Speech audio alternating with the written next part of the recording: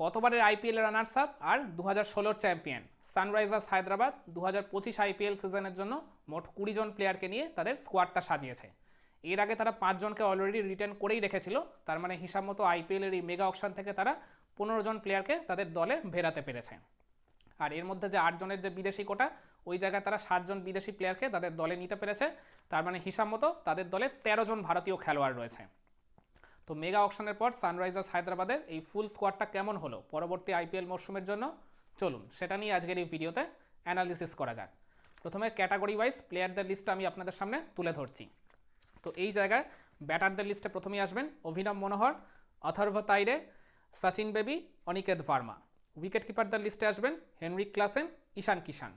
অলরাউন্ডারদের তালিকায় আসবেন captain Pat Cummins, Nitish Kumar Reddy, Abhishek Sharma, Travis Head, Brydon Carse, Kamindu Mendis, Harshal Patel.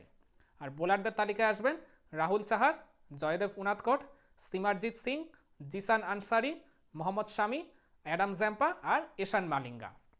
Eshan মালিঙ্গার নামটা হয়তো আপনারা প্রথমবার শুনছেন। তিনি শ্রীলঙ্কার আনক্যাপ্ট একজন বোলার, তিনি একজন রাইট আর্ম পেস বোলার।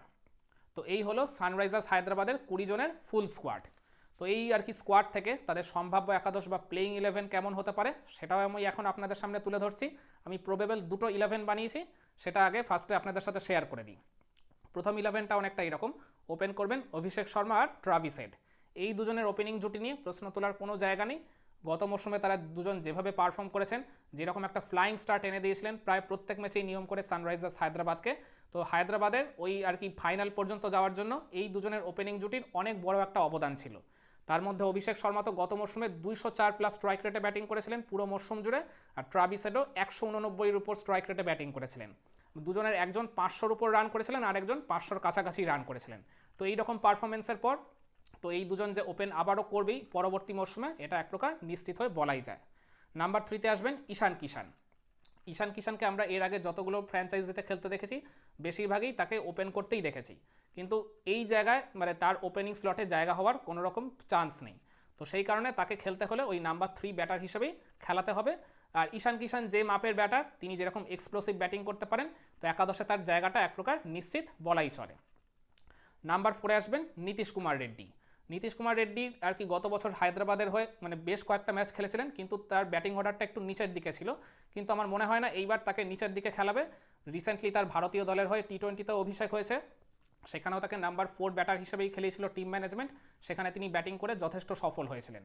তো সেই পার্টিকুলার রিজনের জন্যই আমি মনে করি এই সিজনে তাকে নাম্বার 4 ব্যাটার হিসেবেই খেলাবে সানরাইজার্স হায়দ্রাবাদের টিম ম্যানেজমেন্ট। নাম্বার 5-এ আসবেন Heinrich Klaasen. Heinrich Klaasen South Africa টিমের হয়ে বা হায়দ্রাবাদ টিমের হয়েও গত বছর তিনি নাম্বার 5-এই ব্যাটিং করেছেন। আর তিনি কীরকম এক্সপ্লোসিভ ব্যাটিং করতে পারেন বা গত বছর তিনি কী পারফরমেন্সটা জেনারেট করেছেন সেটা আমরা সবাই দেখেছি। প্রায় 450-র কাছাকাছি তিনি রান করেছেন এই নাম্বার 5-এ ব্যাটিং করেও। তার স্ট্রাইক রেটটাও ছিল যথেষ্ট হেলদি, ওই 180+। তো এইরকম একজন পারফর্মারকে যে হায়দ্রাবাদ খেলাবে, তাদের একাদশে যে রাখবেই, এটা এক প্রকার নিশ্চিত। আর এছাড়া আর কি প্লেয়ার্স রিটেনশনে তাকে সবচেয়ে বেশি মূল্য দিয়ে ধরে রেখেছিল হায়দ্রাবাদ, 23 কোটি ভারতীয় মুদ্রা দিয়ে তাকে দলে ধরে রেখেছিল। তো সেই কারণে নাম্বার 5-এ আমি হেনরিক ক্লাসেনকেই দেখছি। নাম্বার 6-এ আসবেন অভিনব মনোহর। এই নামটা শুনে আপনারা কিছুটা অবাক হতে পারেন, কিন্তু অভিনব মনোহর মিডল অর্ডারে যেমন দলকে ভরসা দিতে পারেন, তেমনি আবার ইনিংসের শেষ দিকে গিয়ে তিনি এক্সপ্লোসিভ ব্যাটিং করে মানে ওই জায়গায় দলের স্কোরটাকে অনেকটা অ্যাক্সিলারেট করে দিতে পারেন। মানে তিনি পার্টিকুলারলি একদম পিঞ্চ হিটার হিসেবে একদম আদর্শ ভূমিকা পালন করতে পারেন। তো সেই কারণে নাম্বার 6-এ আমি অভিনব মনোহরকেই খেলাতে চাই। নাম্বার 7-এ আসবেন কামিন্দু মেন্ডিস। কামিন্দু মেন্ডিস যেমন একজন খুবই ট্যালেন্টেড ক্রিকেটার, তিনি ব্যাট হাতে বল হাতে দু জায়গাতেই দলের জন্য কন্ট্রিবিউট করতে পারেন। তিনি তো আবার দু হাতেই বোলিং করতে পারেন, ডান হাতি ব্যাটার এলে তিনি লেফট আর্ম স্পিনার হয়ে যান, আবার বাম হাতি ব্যাটার এলে তিনি right arm off break bowler হয়ে যান। এইরকম বিরল প্রতিভার অধিকারী এই বর্তমান ক্রিকেট যুগে খুব কমই রয়েছেন। আর এছাড়াও ইনিংসের শেষ দিকে গিয়ে তিনি যথেষ্ট এক্সপ্লোসিভ ব্যাটিং করতে পারেন। মানে তিনি রিসেন্ট পাস্টে কীরকম ব্যাটিং ফর্মে রয়েছেন সেটা আপনারা শ্রীলঙ্কার এই সদ্য সমাপ্ত সিরিজগুলোর দিকে তাকালেই জানতে পেরে যাবেন। তো নাম্বার 7-এ যদি তাকে খেলতে দেখেন অবাক হওয়ার এতটুকু কিছু থাকবে না। নাম্বার 8-এ আসবেন তাদের অধিনায়ক প্যাট কামিন্স। প্যাট কামিন্সের এই দলের কাজটা হচ্ছে তিনি মূলত একজন বোলার, তিনি পেস অ্যাটাককে লিড করবেন, আর এছাড়া ইনিংসের শেষের দিকে গিয়ে তার ব্যাটিংটাও যথেষ্ট কার্যকরী। নাম্বার 9-এ আসবেন হর্ষল প্যাটেল। হর্ষল প্যাটেলকে যখন হায়দ্রাবাদের টিম ম্যানেজমেন্ট কিনেছে তখন তাকে একাদশে খেলানো হবে বলেই আমি মনে করি।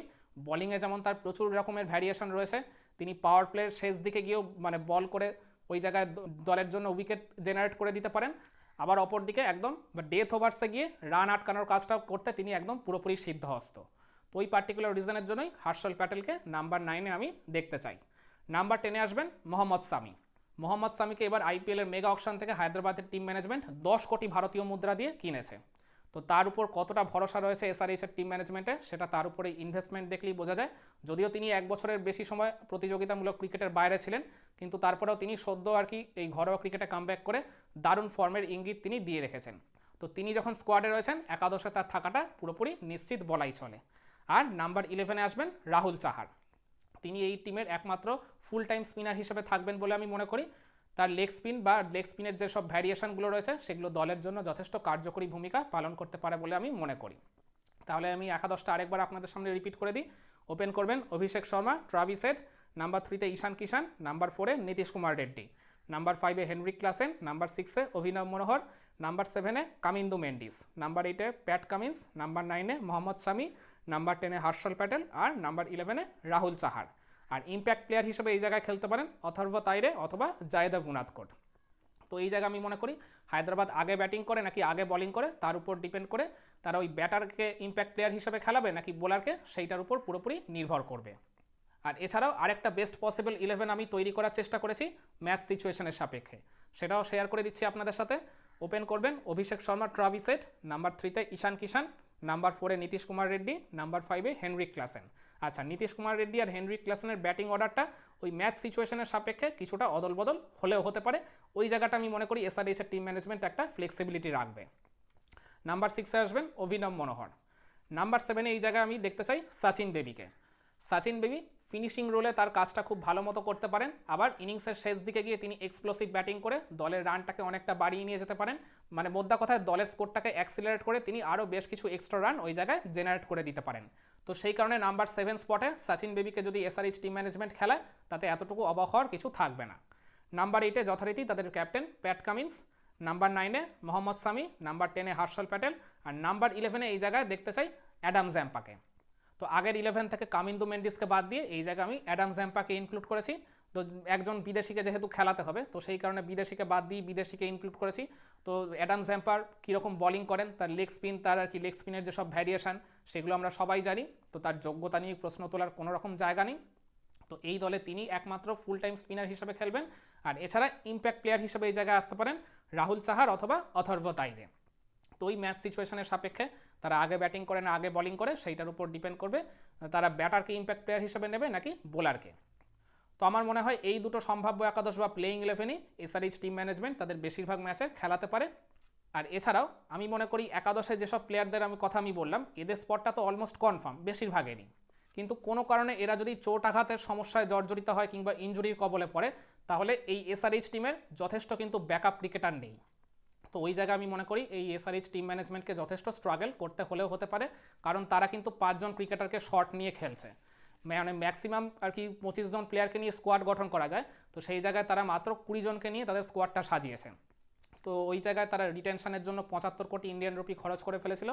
অকশনে তারা বসেছিল 45 কোটি টাকা নিয়ে, কিন্তু তারপরও 45 কোটি টাকা নিয়ে অন্তত কিন্তু আরও বেশি প্লেয়ারকে কেনা যেতেই পারতো, যেই কাজটা মুম্বাই ইন্ডিয়ান্সও করে দেখিয়েছে। তো সেই কারণে আমি মনে করি এসআরএইচ টিম ম্যানেজমেন্টের এই অকশনের টেবিলে বসার আগে তাদের পরিকল্পনার যথেষ্ট বড় একটা অভাব ছিল। মূলত সেই জন্যই তাদের দলে এতগুলো প্লেয়ার শর্ট রয়েছে।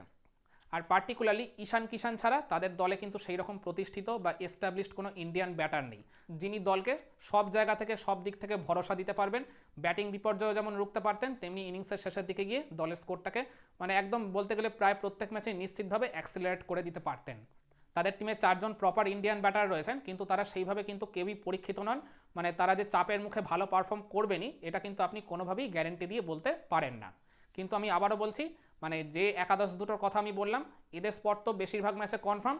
এরা যদি নিজেদের সেরাটা দিয়ে পারফর্ম করতে পারেন পুরো আর কি আইপিএল সিজন জুড়ে টানা 14 ম্যাচ কিংবা যদি তারা প্লে অফে ওঠে সেখানেও, তাহলে এই সানরাইজার্স হায়দ্রাবাদ টিম কিন্তু আবার চ্যাম্পিয়ন হওয়ারও ক্ষমতা রাখে। তো আপনারা কি মনে করেন আমি এসআরএইচের যে সম্ভাব্য দুটো একাদশ বা প্লেইং 11 আপনাদের সাথে শেয়ার করলাম, আপনারা কি পুরোপুরি একমত হবেন এগুলো নিয়ে আমার সাথে, নাকি আপনারা এই জায়গায় কোনো অদল বদল দেখতে চান? কমেন্ট করে আপনার মতামতটা জানাবেন নাকি।